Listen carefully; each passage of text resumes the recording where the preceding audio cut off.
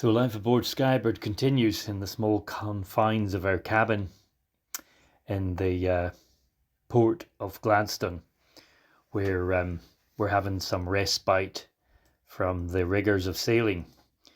Gladstone is a huge port. It's one of Australia's largest port and very busy port.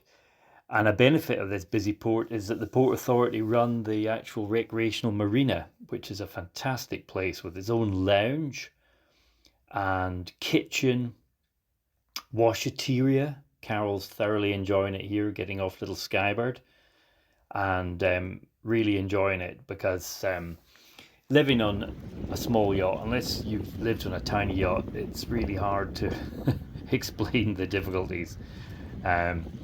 But the sailing is what it's all about, not really being stationary. But here we are in Gladstone, which is an incredible place. It's strategically located right on the edge of the Great Barrier Reef, and with all the outlying islands you see in dark blue. But for us, the next stage would be looking at the actual inside passage inside Curtis Island. This is called the Narrows, and that's what we're going to be contemplating the next voyage. Looking out, you can see beyond that there's a whole range of barrier reef islands, the Bunker Group, the Keppels, and that's all what we're going to do after we've enjoyed some R&R ashore. And the first thing to look at is HMAS Gladstone, which is in the port near the marina. Is a decommissioned patrol vessel, and I felt quite emotional going round it because when I was a young postgraduate, I filled in my Royal Naval papers to become an officer in the Royal Navy, and I never sent them off, which is one of my regrets. I was going to do a short commission. As a graduate, I was going to go in as an officer, a deck officer, but it's about 22 crew live on this 130-foot patrol vessel. She was decommissioned in 2007, and look at all the graffiti there from the officers and that operate MTU engines, big MTU engines, and a lot of maintenance needed by the first and second engineers on these. She's now maintained by some ex-crew, which is one of the ex-crew took me around, and I got to wander around the accommodation and looking at the officers' quarters. This is the captain's cabin, I believe. I think it's the captain's cabin. You see his even the uniform is there.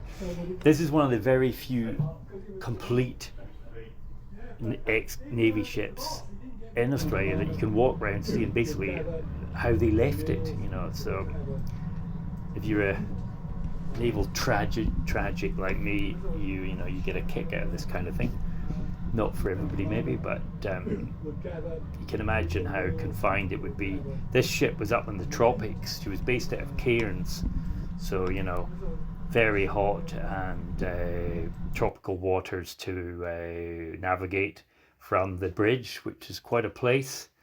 I had dreamed of being up here as an officer and patrolling the Torres Strait and reliving some moments that I regret not being part of as Captain Kev.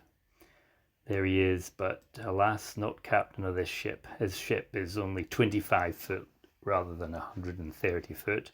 So, but all good sailors like a beer, even officers. So the brewery on the point of the marina is the port is fantastic. Really stylish facilities. Carol and I enjoyed looking northwest to the sunset, and they did a really mean selection of pizzas, really nice, and it's a beautiful promenade. Gladstone, it's a big industrial place, but it's been made quite touristy as well. My friend Tim Sana drove us over to the east side of town, And this is an anchorage. It's quite a rocky anchorage when you're coming from the south, and some of my friends have used this anchorage. It's a bit far from town. The main image of town is the triple chimneys of the big power station, which has been used for navigation, and the port, this big industrial port of Gladstone, but not without its charms.